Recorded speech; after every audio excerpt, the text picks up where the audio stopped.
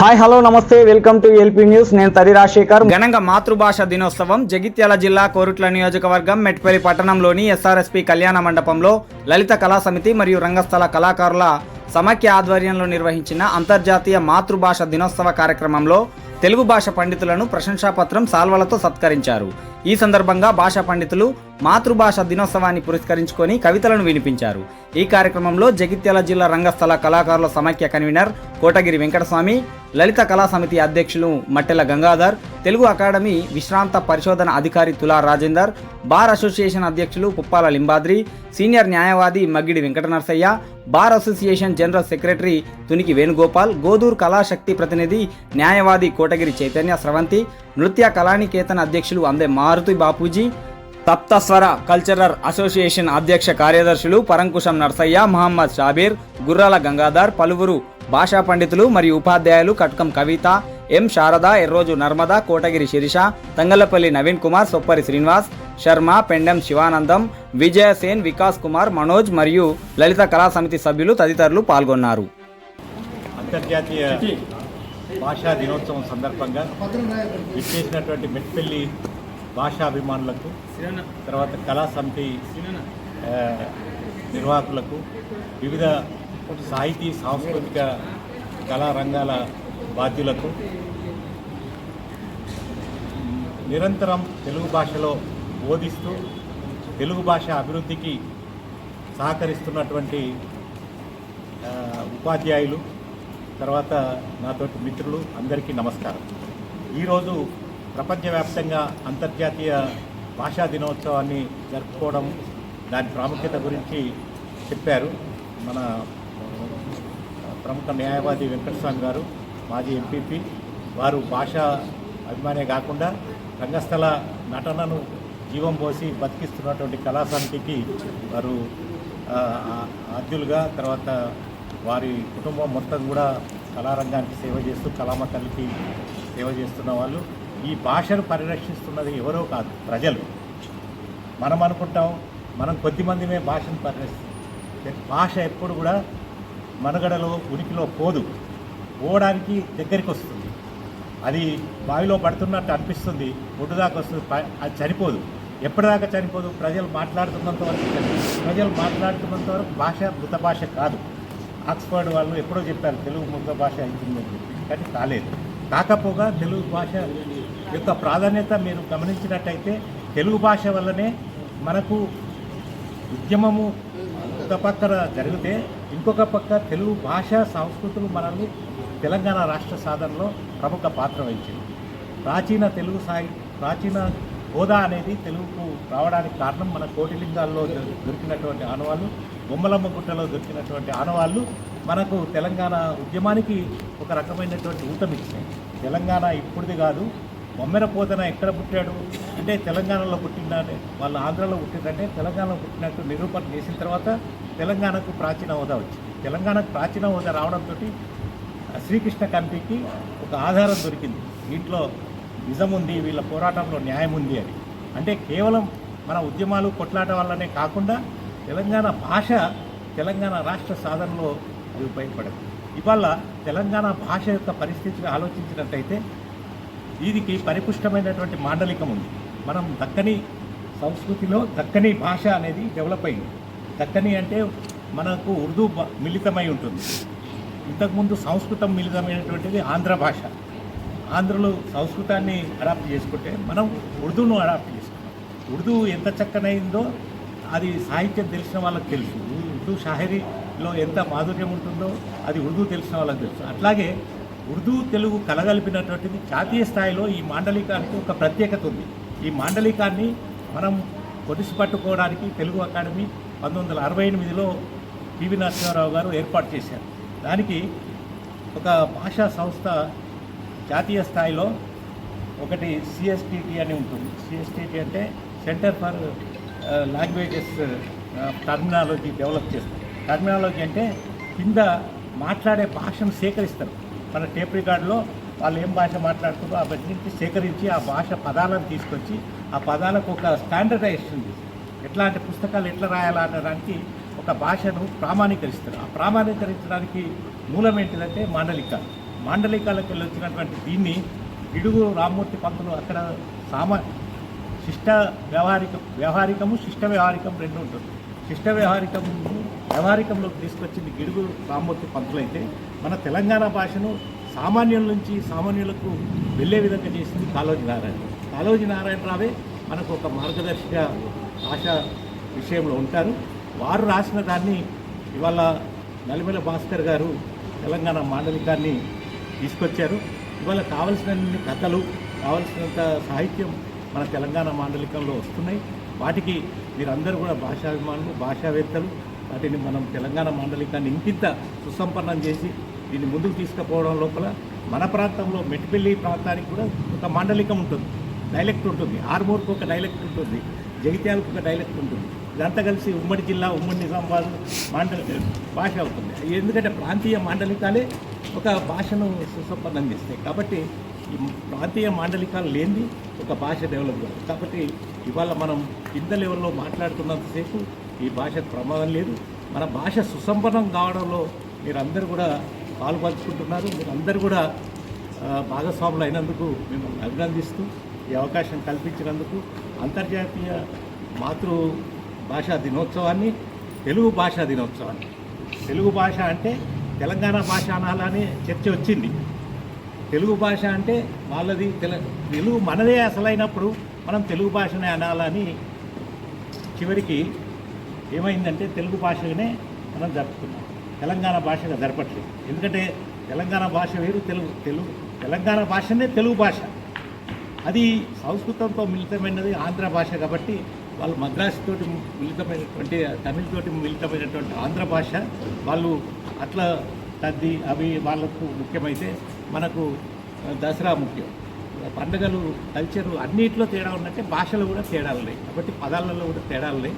అంగి అంటారు, మనం చొక్కా అంటారు, వాళ్ళు అంగి అంటారు.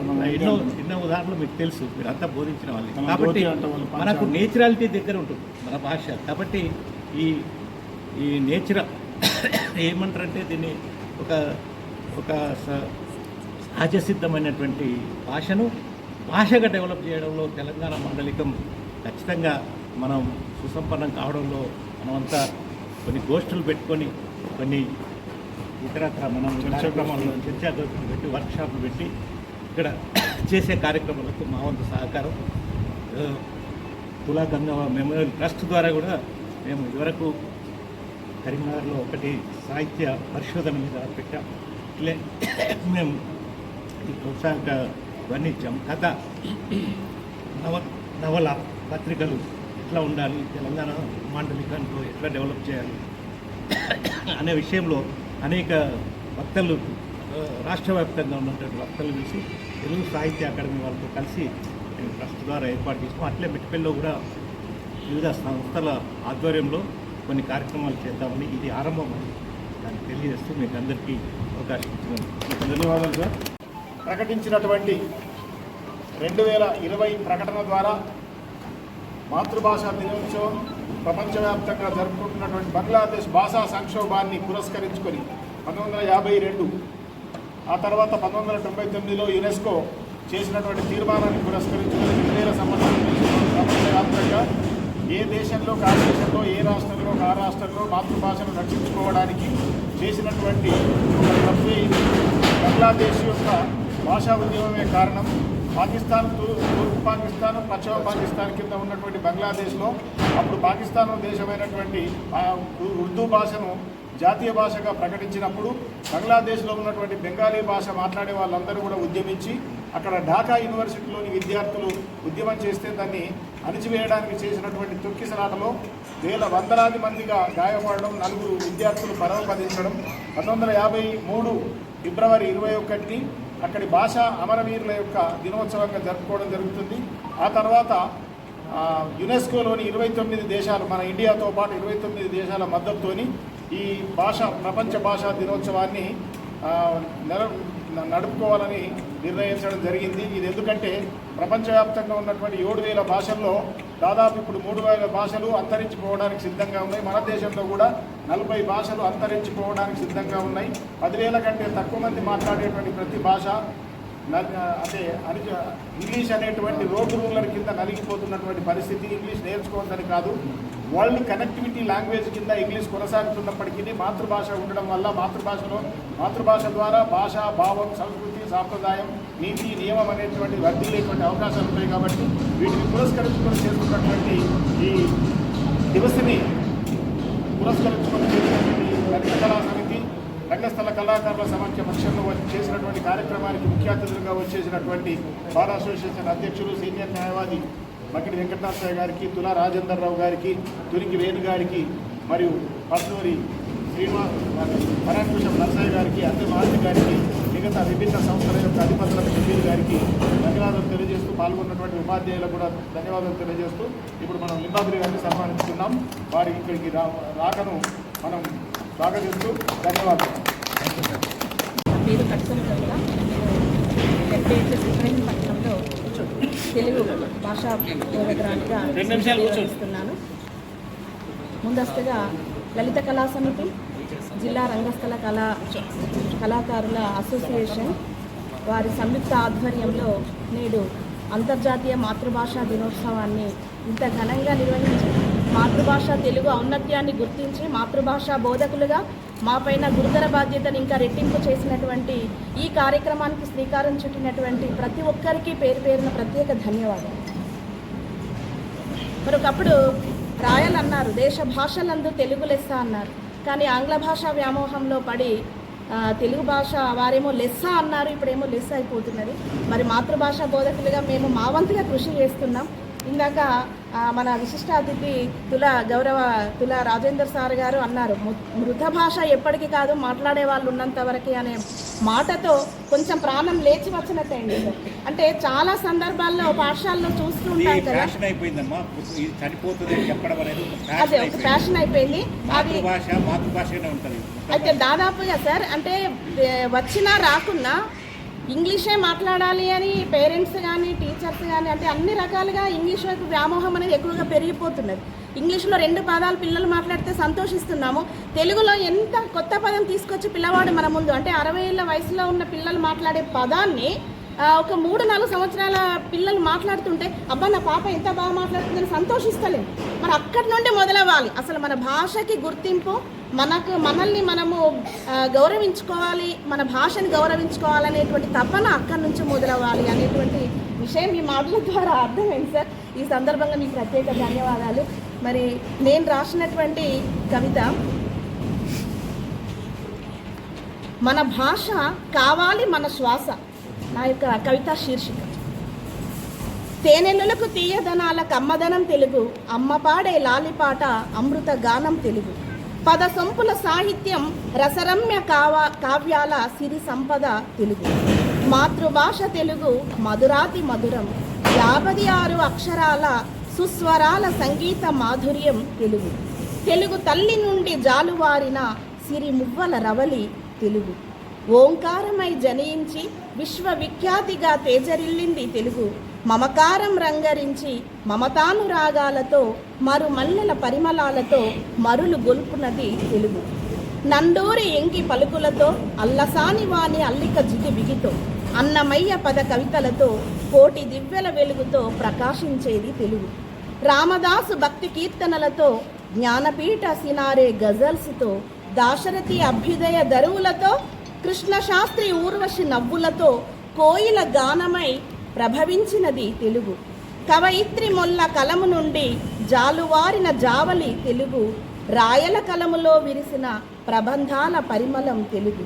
అష్టదిగ్గజాల అమోఘ ఖ్యాతిని చాటేది తెలుగు.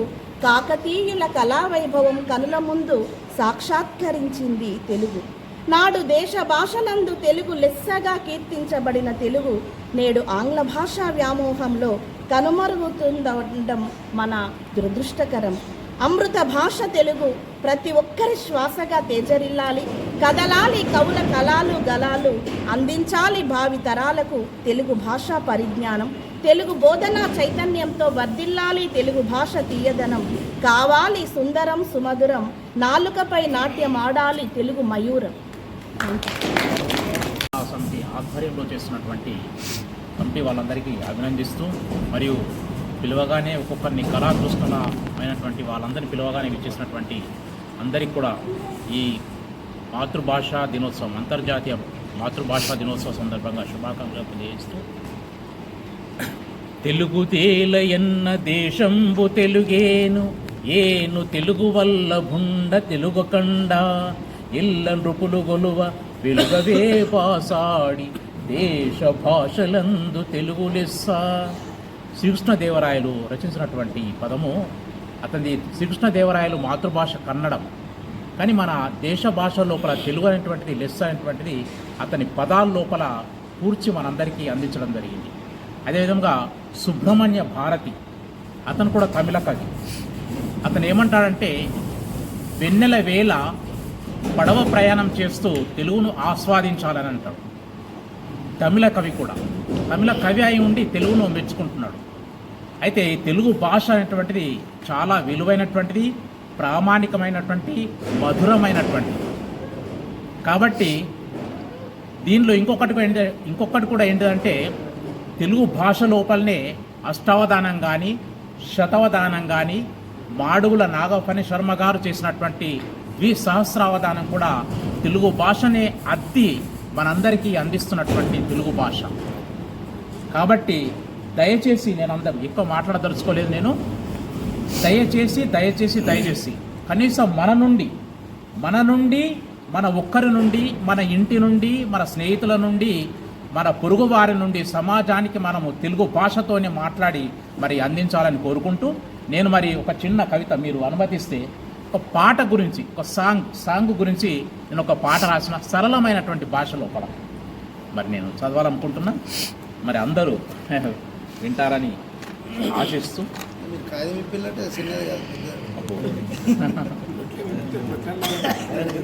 కూర్చోండి, మీరు కూర్చుంటే ఆయన కెమెరాకు పర్లేదు. పాట శీర్షిక పేరు పాట ఎలా ఉంటుందనేటువంటిది వివరించడం జరిగింది దీంట్లో సరళమైనటువంటి పదాలతో. మధుర మనోహరమైన వీణులకు విందు, పదభావాల సౌరభాలు ఎదమదిని కరిగించు, తనువు తప్పటడుగులతో వసంత పల్లకిలో విహరించు, ప్రాసకు పదలయల అందియలను నాట్యమాడించు, రాగ భావాల సరిగమలతో పాపను చేసి ఊయలలూపు, అలసటను ఆందోళనను తరిమి మనసును పులకరించి మైమరపించు, పగలు చల్లని వెన్నెల కురిపించు, అక్షరాలతో మల్లియల పరిమళాలు గుమ్మరించు, నాలుకకు అందని అమృత వర్షం, చెవికి తాకే మధుపర్కం, పాటకు పల్లవి హరివిల్లు,